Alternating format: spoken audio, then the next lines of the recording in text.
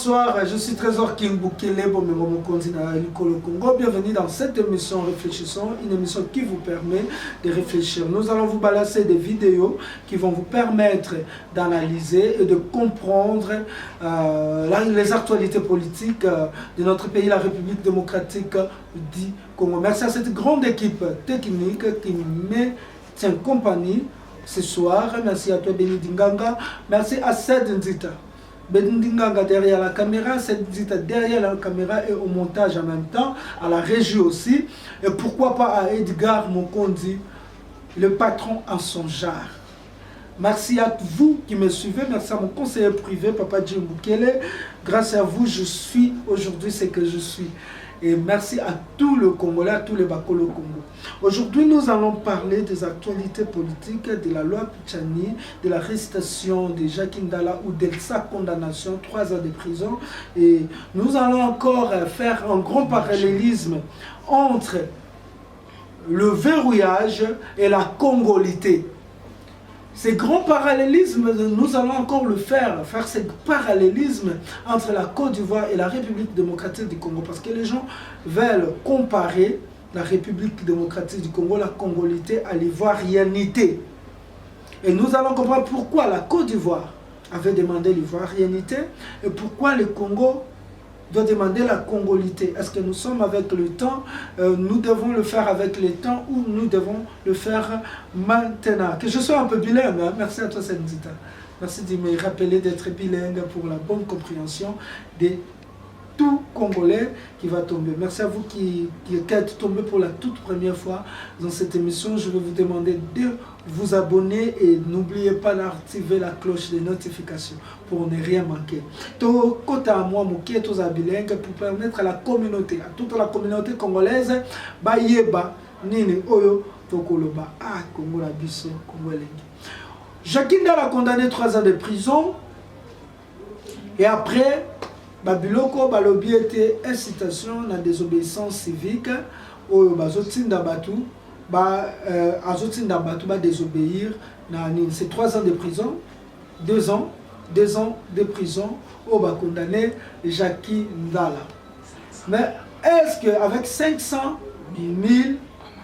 000 amende, c'est de francs congolais, de dollars, 500 000 francs congolais, il y a amende. To poussi maye sima. To lukasko to yeba. Est-ce que Jacques Ndala la seule personne en République démocratique du Congo a tenir ba propos bongo? Est-ce que justice na biso za 2 poids 2 mesures? To justice ya Congo ekosa musa nango ndenge singeli. Yango na kosenga na baki, je vais vous balancer des vidéos, des images. Vous avez une image où il y a fils Mukoko. Et après cette image, nous allons revenir après tout parce que fils Mukoko a dit Basengi, Bango, Ba, Simba Minduki, Baobi, Bakopesa peuple congolais Minduki. Ce qu'on appelle les rébellions. Rébellion où ils allaient haute trahison. Mais tango, l'autorité a eu des personnes à l'Obakiango, fils Mukoko à l'Obakiango.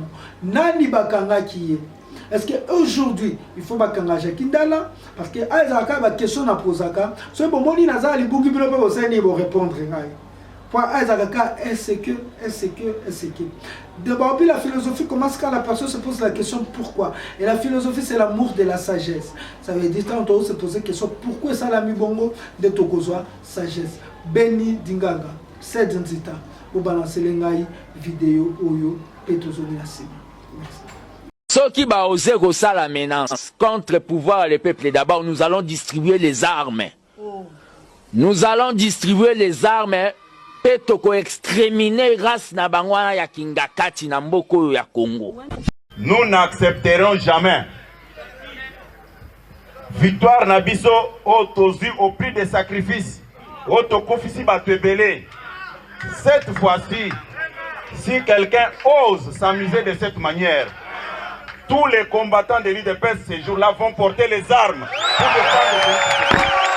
Oh, merci de retour sur le plateau. Merci à toi Senzita, merci à toi Nidinganga Senzita. Après une vidéo où il y a fils Mukoko, on a Senzita à permettre de boter la vidéo où il y a fils Mukoko. Azolo bete a tangi kombo ya autorité à partir na bango a couper ça, a lobaka couper ça bango minduki. Minduki. Je ne dis pas que Bayebi Bandaku. Minduki.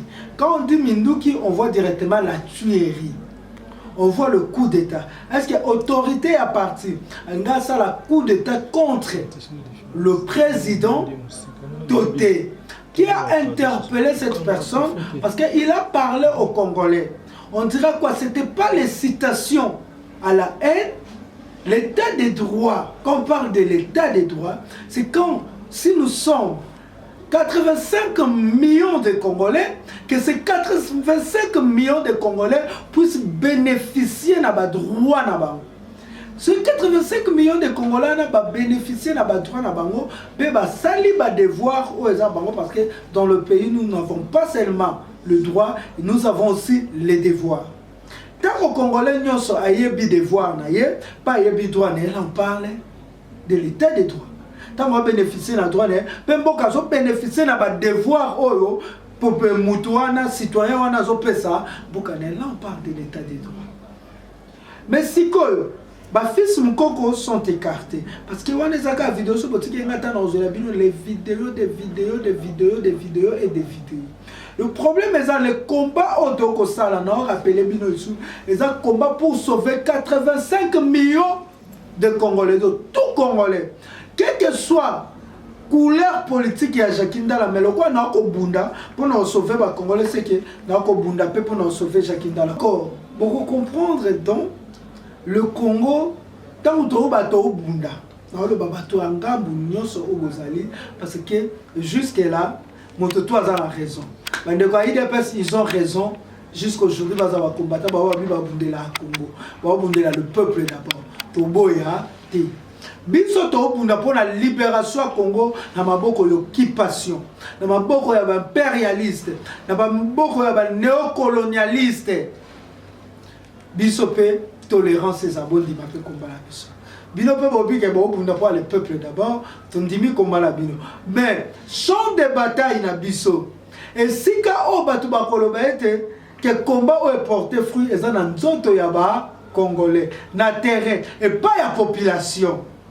Est-ce que la population a une occupation? Ce cas c'est libérer une occupation, on applaudit. Vous avez compris que pour qu'il y ait le peuple d'abord, il faut que le Congo soit d'abord libéré. Là on applaudit. Ce qui paie, bon, comme il a niveau le peuple d'abord, occupation, les autres sont organisés sans l'occupation est bien. Mais il y a un combat dans ce total l'avenir. Donc on n'a pas na bisoté. Bon été nyoso tout au salaka. To bana na biso ba hérita kango dans le bien ou dans le mal. Ce qui to sala mabe ba biso ba hériter mabe. Ce qui to sala malam ba biso ba ko hériter malam. Oh tout au sala combat qui dialogisme. Bana biso pe ba ko hériter ka ki dialogisme. Surtout ko bunda comme on a patriotisme, vous ba que to légué dans la génération future de patriotisme. Et ça na bato moko oyo tokosenga batu wana ba comprendre ezali ba ndeko na biso ba fanatique. Le fanatique, vous devez comprendre que to bundela Congo, to bundela batu te. To bundela Congo, ya ngo na nga trésor king na lati boye na yepo na lo makambo ya Jakindala parce que c'est le Congo. C'est un Congolais. Nabi sabilo amour ya Congolais faut les cas. Peu importe. Façon de raisonnement, dans le roi bundela Congolais so na moni été justice c'est tamboli ndenge sengelité, il faut na sa anate manasa nini na loba. Mais nazo koma na combat na été na ko loba pour na ko sauver parce que combat na ngezali ya ko sauver Congo pour na sauver Congo ko feza na ba Congolais lobi na loba lobi de muté pesa biso raison bana ba loba bana ba ndo bunda ya solo bana ba ndo bunda ya lokuta rendez-vous na Kimobake aussi batete bana ba oya bana nde ba déterminer biso est-ce que bobundia ya solo to bunda ya lokuta siko bolandi image ya fils Mukoko là l'état de droit. Bon, c'est une Jules. Bon, la définition état de droit selon le genre de l'IDPS. Pour ma camou, oh, mon alélo est étonné bino. Je n'aimerais pas que le gens soit stupéfait de dire, oh, est-ce que la définition état de droit en Yango? Est-ce qu'il fallait que ça recyclage nakati? Il y a batu oyo, ba diriger biso ko tengisa bango réellement état de droit za nini. Botala parce que dans le cabino pe vidéo ya Kulutu Félix Antoine Tshisekedi aloba ki esengeli ba discipliner ANER. Ba prison ko ba prison ANER. Mais Jacques Ndala a été arrêté par les gens. Il y a service, il y a renseignement. Ça veut dire ANER et ça. Bah tout le temps, ANER et ça, ils sont pas disciplinés qui ANER. Le directeur, il y a ANER Rosa Makambwana. Il y a que Balanda qui directeur ANER, il y a Kabila. Lobby, régime et chanchata. Mandat à l'État, et si là, mandat pour le peuple, et si là, peuple peut ça mon mandat éternel, hein. Quand mon moko peut ça mandat éternel, et ça Nzambi. Pour azala nae ba ndeko na biso ba Kristo ba yebaka Nzambe fanda na yo umela se konase po ata to boko pesa manda osaka Nzambe mokilo ya ye mais mboko eza ya moto te eza biso wo nyoso oto za droit pesa bino ba manda te bolanda sikoyo beni dinganga ebiki ozana na sibala de langai état de droit selon ba combattant ya UDPS. État de droit ezoka biso te. État de droit ezoka nga te. Nayebisa yo. Soko bengi ngai. Ngamo nakoyena 5 millions de combattants. Merci Saint-Germain. Quand on dit ba batiki mituka biso te récupérer mituka tukena ngo. C'est ça l'état de droit nga te. Bango mo avocat ba sekaka. Soko tali avocat ba tali. Tali yo tsukisa. Yo mutu bayebisa ngai mabunda zoka ngai kile leo nazilaka ata convocation mutu moko bayebi ke wana na mutu oyo tika convocation akoza chuku mujande ya tala na peuple bien. Bolandi de retour sur le plateau. Aïe, Congo na biso. Et ça batu musu bo agir na trop désert. Boyo kaka bisaka batu toyebi ndako et après babuka bandako ya batu bakimbuta banani. Et mais jusqu'aujourd'hui tout ça ba vidéo ya batu wana et puis on a la bino ba vidéo moko peut savoir tant on a reçoit tant ya ko télécharger ba vidéo moko tout na état de droit et ça est-ce que la justice congolaise et la justice a deux poids deux mesures? La justice ya équitable, une justice équitable. Et kosenga nyoso twezala ndenge mo biso ki bobengi biso tokoyana 50 millions de Congolais soki bakobanga biso te biso ba Congolais musu parce que toi tokenda ko répondre biso wo moko bon comprendre stratégie na bango bayebi batu na bango biso babengisi bango bakendaka 50 000 combattants yelo 50 000 combattants bamoko na bavocat bakimi tozwi mituka ya bavocat yoka imagination. Là c'était pas l'incitation ko extorquer et le goza ya yote n'habite ceux qui il fallait employer ces vocabulaire extorcation ko zoa. Et on devait d'abord discipliner l'UDPS avant que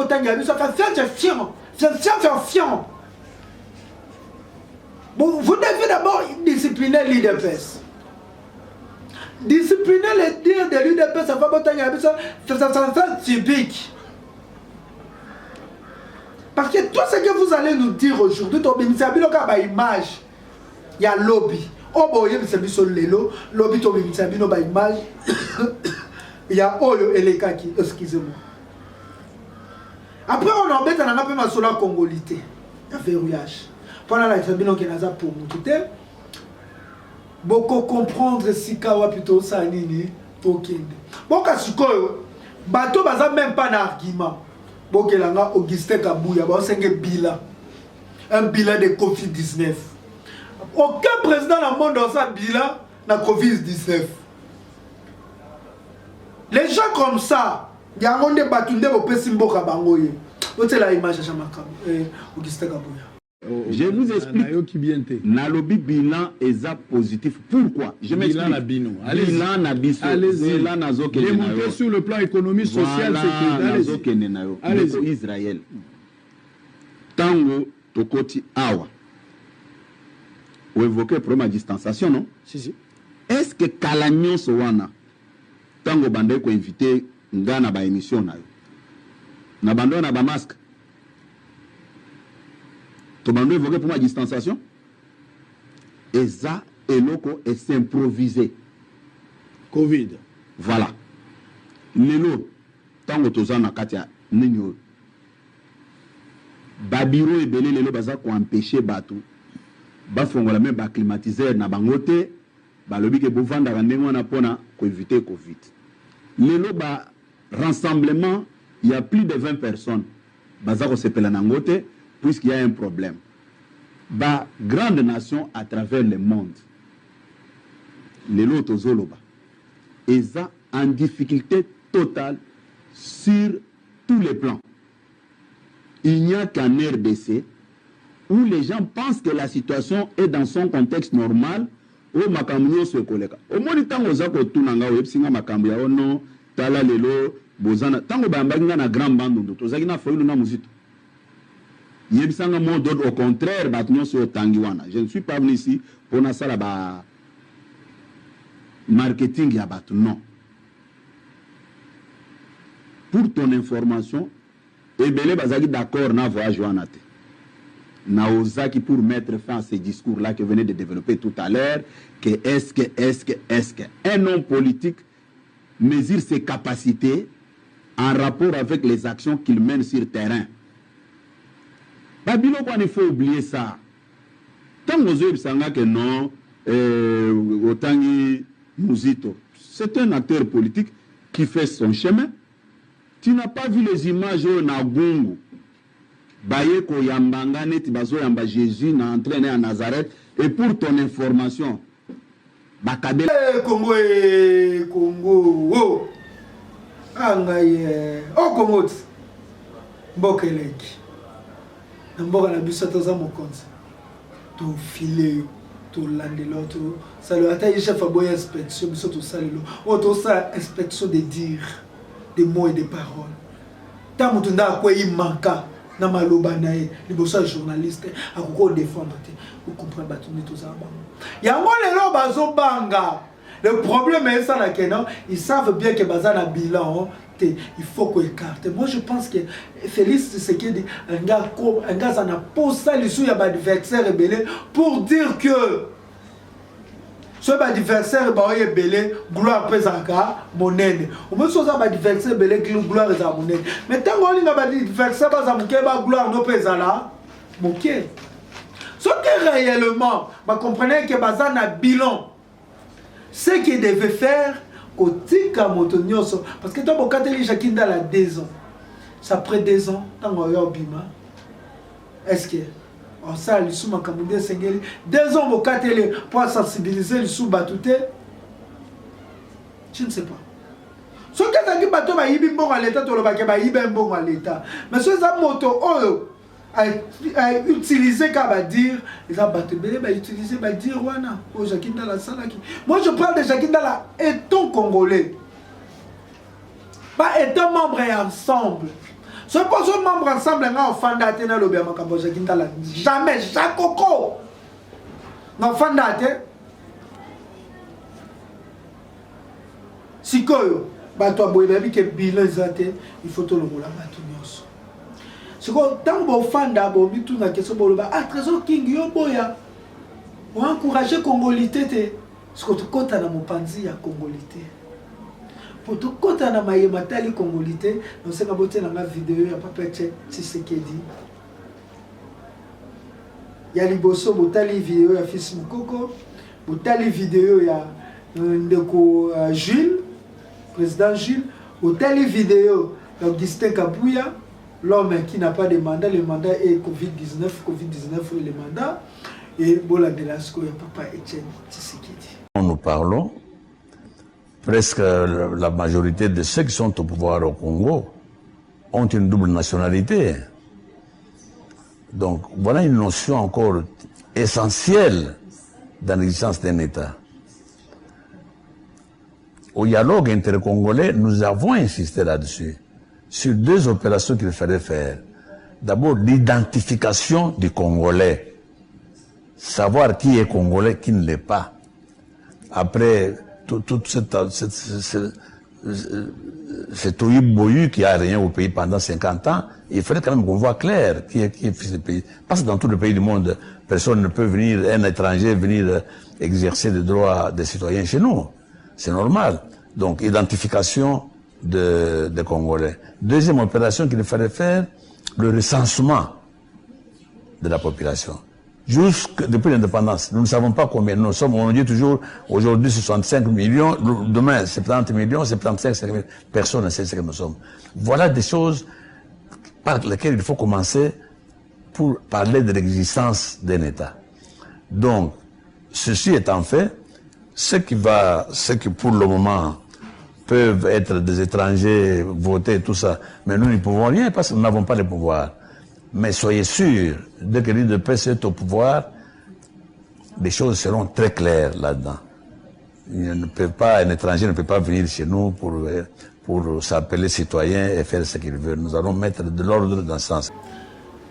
Le problème, il y a verrouillage, c'est un problème au but surtout congolais et Sengeli doit appuyer. Papa Tchène, c'est ce qui doit habiter au Fandaka, Balobela Yango. C'est là qui ozo makambo ya nini ya nationalité d'origine. L'appartenance na origine congolaise. Mais bandi lelote, bandi uta kala. Et ça, Tchanite, Noël, Tchanite Moutaye Namo. Mais le problème avec Noël, Tchani, merci Prof Guy, oh vraiment, au Ebisinga Yola, qui s'est makambo belé. Prof Guy m'a appelé au Trésor King. Tchani a mal fait sa communication. Il a touché 2 choses à la fois. Le verrouillage et la congolité. Le verrouillage, c'est un droit à tout pays. Un devoir, il y a citoyens qui sont verrouillés, poste secret. Justice, intérieure, présidence, finance. Justice intérieure, présidence, finance, ni du sous-sous. Justice intérieure, présidence, finance. Pourquoi? Les lois que mon salaire à l'État est un secret d'État. Comment on a été étranger mon koboui? Il y a la place parce que le Congolais, le ministre de la défense, voilà, la défense. Tant que tu es là, tu es rwandais, tu es là, tu es congolais, il y a défense. Mais tant que le roi justice, et ça m'a beaucoup appris, non, faveur, tu es qui n'a beaucoup appris. Justice, souvent, les a jamais équitable pour Nabana Yamboka, ce sera une justice injuste pour Nabana Mboka, mais eux coupent sa raison à Bapaya, au Monakango avec la colonisation. C'était le plan de Bazaki n'a raison, malgré le mal, Yabani. Intérieur, quand on parle d'un ministère de l'Intérieur, tout le monde a la police, sécurité, Yamboka. Tout le monde a armée. Ce que vous avez personne à Maboko ya Papaya. Où est la défense Yamboka? Où est la protection Yamboka? Où est la sécurité Yamboka? Mbokana et comme il passe la sécurité Yamboka. Donc, le cas originaire Yamboka Congo, Bazali, na place Wanate, il y a beaucoup de infiltration côté. Mais au-delà, il y a origine, il y a patriotisme. On a d'origine congolais, mais si tu n'es pas patriote, ok, le nationalisme marche de pair avec le patriotisme, c'est dit au contredire ngate. Le nationalisme sans le patriotisme, ça devient la xénophobie, ça devient le racisme. Ozo boya ka étranger pour n'envia au boy étranger. Étranger ko pas kei, okoki osala mboka no lote. Okomona moto akobenga na mopaya ma akobuka ndaku na ye. Akobuka eloko na ya mboka parce qu'il y a bi valeur na ngote. Ah ye wana sala na belge. Ye wana sala na boye, il faut na bomaye. Ceux qui président César Maboko Bapaya, le président est le garant de la nation, Azana pour un bon fonctionnement de l'institution. Est-ce que Makambouana dans ce salam? Donc, verrouillage veut dire quand le poste régalier, ils ont quoi appartenir na Maboko, il y a origine. Donc, verrouiller, il y a originaire plutôt. Bon, verrouiller yango kaka ba originaire. Et ça même eloko oyo et utaki table ronde. Pour loi fondamentale ya Congo, tango ba parti politique et botami ebele na kata ba parti politique il y avait aussi des étrangers de tout si bazaki na Moïse Katumbi. Il y avait des Angolais, des Brazzavillois, des Gabonais. Les alliances de Congo. Les étrangers, il y avait même des Belges, des Américains, MNC Lumumba. Mais pour au état qui va poste, il fallait verrouillage Sanini et Salama. Et puis ça m'a et pas y bateau bazaki d'origine congolaise. Yango bomona ba Lumumba, ba papa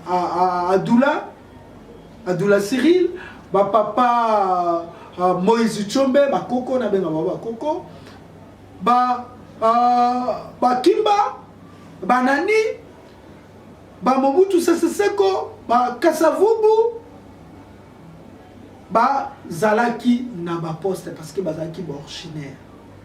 Là c'est pas un problème, là c'est bien. Et tout à l'heure, problème est ça. Pourquoi Moïse Katumbi a besoin de trouble?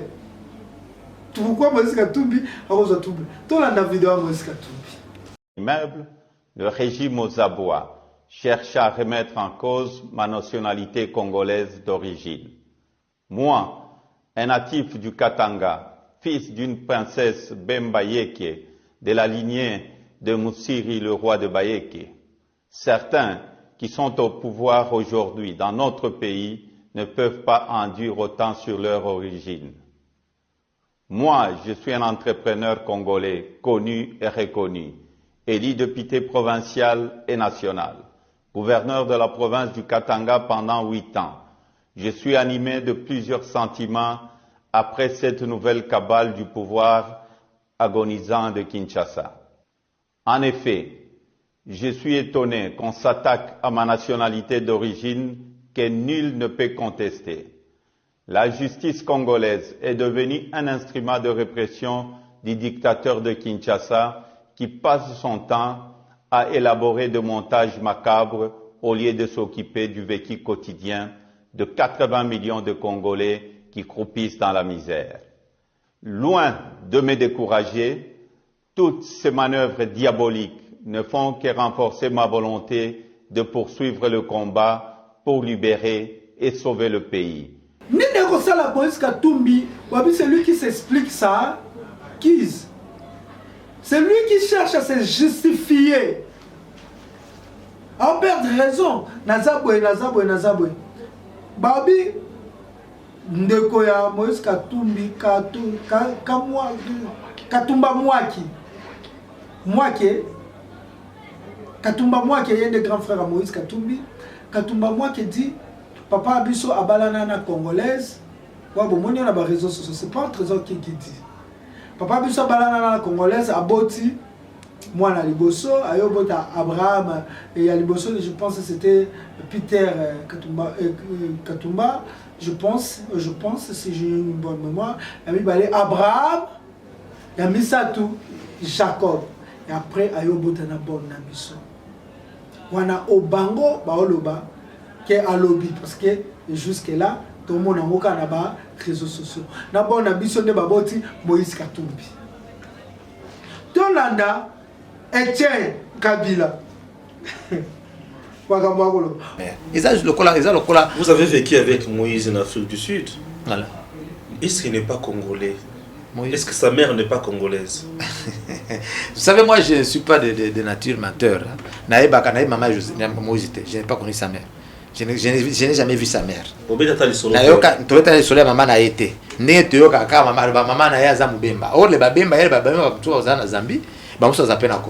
Selon certaines versions, sa mère était une bonne. Nandako, il y a Katebekatoto. Katebekatoto, leur père. Abota Katebekatoto. Raphaël Katebekatoto. Après, il y a Abraham. Après Abraham, il y a eu Jacob. Vous comprenez? Sikoyo, papa na bango, nde balobi abota kana boni na ye, ini zambienne, nde babota Moïse. Moi je n'affirme pas ça. Moi aussi je n'affirme pas. Vous comprenez? Nde otoyo kakawana. Voilà, c'est comme ça. Mais si on t'a Moïse, c'est qu'il est. Oui. Na comportement na ye, c'est comment il agit au Congo. Il n'a pas le souci du Congo. Comment ça? Un bienfaiteur. Non seulement il a l'argent, mais il a les moyens. L'argent il a acquis au Congo. Moi, Moïse me disait, et tiens, tu sais, rien n'existe à Kimaki na Zambie, Azaki na mandat d'amener international à Zambie. Baki makale bazana problème na mandat international à Zambie les sous. Oui, bien ngote. Il y a levi mwana wasa. Le bakanga na Frédéric Chiruba. Baba no fournir ba arme na Zambie. Nani bana fournir ba arme na Zambie. Mais Moïse na katebet. Oh. Bah pesa bango je sais pas combien de millions va pesa kaka soki ba arme soki ya 5 millions kaka ya 5 millions ta Chiruba ezaki flunde mwana wasa sala mandat d'amener international bakanga bango Moïse akima mbango na Afrique du Sud. Ngaza na Moïse na Afrique du Sud. Ba track na yake na ko vendre pa Kitenge, Frédéric Kitenge na Benoni. Hein? Tu vas nous écouter pas chaque jour parce que tu vas encore Moïse. Ba chauffeur za banane. Ba chauffeur zambien et ba chauffeur tanzanien. Azolo ba no ba congolais ba serete na musala. Yo congolais zo employé ka ba zambien na ba tanzanien. Na ba track na. Oye c'est au kima quand même Zambie. Vous comprenez? Moïse même les petits commerces na Katanga Moïse faisait ça. Moïse a vendu même des briques. So tu as ba expliquer yo. Après qui c'est ba bibisa ba terminateur wana terre il y a comment ça yemo ka ça ba brique yo qui cher ba brique à Moïse. Il achète des transformateurs. Yasnel. Azim bongo à l'état, il est gouverneur. Assomme un transformateur. Hein? Ati ba transfo partout dans Lubumbashi. Après la SNEL commence à lui verser l'argent à compte. Et quoi bon là? Vous comprenez? Na PMI kaka na comprendre. Mon frère. Oui, mais Azwa Kimbongo, Mbongo ya Katanga. Problème est Tommy Tuna. Pourquoi Moïse Katumbi se sent totalement blessé? Pourquoi Olivier Kamitetu se sent totalement blessé dans la vidéo? Bon, la congolité, pour tout comme à un niveau de la congolité, il faut qu'il y ait l'identification. Moutounio soye ba congolais za nan. Mais quand il n'y a pas l'identification, vous parlez de la congolité, Moutokoko ya a koskino kenaza congolais. Il faut identifier bango. Mais eza aussi avant na komawana, tout la dans vidéo partout. Tout la vidéo Moïse Katumbi te ba passe nini oyoka. Ça et maman ya Moïse Bakunda ye ayebali azambien arabande ko na biloko tout. Mais amalgame maison maman ya Moïse Zambien. Maman te aza zambien te na bi maman ya Moïse Bakunda ye na Congo aza kambo ya mibale. Ezana muntu moko boyebiye. Biso nyonso wa muntu na musabi ndenga kotami. Ata muntu baloko tie na se akola kapemo. Mais il faut aller reconnaître ça ya boyeba ndengo kotami. Ndeko moko azo soutenir Moïse Katumbi. Mais ce qui n'a pas possible, alors bakombo ya maman ne oya botiye. Alors bakombo ya maman oya botiye, to yeba ka zanani. Papa Chimanga vers les années 60-61, azala ki attaché ya ambassade na Rwanda. Il a commis kuna fanya zoli ya bifutek très bien, abeni lek ne ya tata moko mama moko. Lek lere ne akeyu kuna. Baye kutike ne mwana mwasi ki ache mwana na bisoze zureni. Mwana mwasi wana sali Rwandaise. Ndia hota kinje kuna biso mbali kwa kone Francika Rwandaise. So kita kosi aya na TV donc ali ko démentir. Aya ko pesa kombo ya divorce ya mama na ye. Azali cadre amilo bagaza professeur à l'université. Mais alors ba vrai kombo ya mama na. Et les mikolo, les mikolo eleki.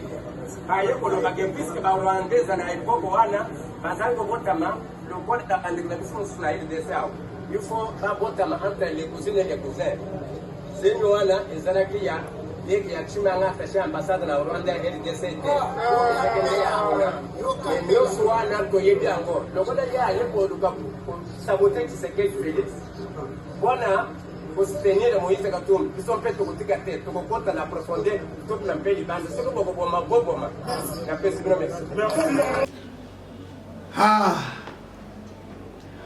Boyeba eza na temps moko Katumbi apesa mawa. Celui qui se sent piqué connaît l'affaire. Et puis pourquoi? Alors se sentir piqué. Et tu n'as pas de bobi. Trésor qui n'a pas congolais. Le col a n'abi que naza muta mission vanga. Maman naza muta mayoko. Na yebi clan nangai. Ça va pas me déranger. Est-ce que je vais venir expliquer naza tel mutu, naza tel mutu, naza tel mutu? Allez-y faire des investigations. Mais même Félix Tshisekedi ne sera pas candidat en 2023. On vous tient à l'aide. Dans le moment où 50-50, c'est Félix Tshisekedi à 75. Et directement, même la loi Tani écarte Félix Tshisekedi dans la course. Et nous vous tenons à l'œil. Et nous mobilisons les Congolais. Toi, les Congolais, toi, couragez l'Ouawana pour Barlongwa. Mais attention, il y a d'autres choses négociables. À l'époque, il y a colonisation. Je vous ai parlé de la loi fondamentale. Après, quand vous votez la constitution à l'Ouabourg, et puis ce qui est toujours avantage. En 1964, il y a originaire, il y a Congo. Après, il y a voté la constitution pour la deuxième constitution de la constitution révolutionnaire en 68. Et ça qui toujours bandé au PSS. Parce que si quand les étrangers se retrouver, c'est avec Saint City. Tant que biso moko ba Congolais ba tomber bise le Rwanda. Tant que biso moko ba Congolais to sengi Ruberwa, to sengi Moïse Nyarugabu, to sengi batu to ba kende na rébellion RCD Goma, ba ko sangana biso to ça la constitution na bango. Est-ce que bon dima que banga ki ba appuyer verrouillage? Tant que ba ko linga ba koma ba ministre, ba ko linga ba pesa avantage ya bande ko na ba ministère à justice, na ba ministère ya ba biloko bebe que Ruberwa ezaki ministre ya justice à na mboko Congo. De esika wapi la constitution otozalango ya mabe otosanga Félix Tshisekedi na batune soki bolingi bo changer constitution ce n'est pas na ko violer constitution de bo changer constitution et loko liboso za kabosa biso proposition il y a une nouvelle constitution. C'est ça la loi. Vous nous faites une proposition, à travers cette proposition, d'être qu'il y a un référendum, proposition, constitution, parce que dans Sun City, il y a même avantage dans l'étranger, occuper un poste ou un secret d'État. On n'est pas comme Mobutu Pe Kengo Adondo Zaki. Pour le Bana Kengo, on n'est pas comme Mobutu Pe Bemba Saolo Nazaki. Attention, Mandeko. Il y a d'autres choses où elles sont négociables. Moi, na ya botami na époque où la colonisation bobika bandona biso belé babimana ba belge. Aboti mwana mutu yokwa nani Bemba Saolona papa ne akendaka atike na famille mama ne. Akoli na famille mama na ye. Mutu bongo poko pimela Congo pona nini. On doit négocier ça. Et l'autre et si nous devons revoir les choses. Dans un exemple, il y a Kengo Wadondo. Baboti papa na akei le but ye atikali pa kokone kokone ende muto senya police na Congo l'éducation Congo na patriotisme à Congo. Mamadou. Donc nous devons négocier pas bana o baboto. Mais tout ce monde Olivier Kamikato akola na famille ya tata na ya mundele na poto. Oyeka na kimukolo, tout ya za mondele. Ce que pesi eloko wana esili azui akela ngona mboka bapaye yango boko mona motoloko Katumbi akena Tanzanie bako ya baye ndeko na biso Tanzania ye ndeko na biso Tanzania ye ndeko na biso Tanzania ye yango ko pese trouble. Katumbi, le Congo n'est pas ton pays. Le Congo n'est pas ton pays. Et les étrangers, oh ba botina bato libanda, bano ba koli na Congo te belé. Félix Tshisekedi bana ne ba écarté na course. Bon ça gabota na Venise ko bato roi biso ba trésor king, moi Félix Tshisekedi a acheté carte. Parce que ta maman est rwandaise. Moi Martin Fayulu a écarté na course. Pourquoi? Maman n'a camerounaise. Bana batouala tout basé écarté. Yaro ba congolais to CP là. To ke na verrouillage. Congolité ba pesa batu ba identification pour to ke na congolité mais to ke na verrouillage. To zoa Francis Kalombo ba kosa batute. Mwana ko beta munoko na suka vérité ko bima. Francis Kalombo lobby vérité sans le savoir. Ba tu na ba ninga ba beta munoko. Ba Moïse Katumbi connu de tout le monde maman na za Tanzanie. Merci beaucoup à toi Béni Dinganga, merci na batonyoso. Ma vidéo est sur nabiso to réfléchir ça tout autour de ma vidéo. Puis les paroles s'envolent mais les écrits restent. Mais cette fois-ci avec les réseaux sociaux, les paroles s'envolent, les vidéos restent. Tokutani mbalasima ne mission mususu réfléchissons, to réfléchir na makambo ya mboka musuku. Bye.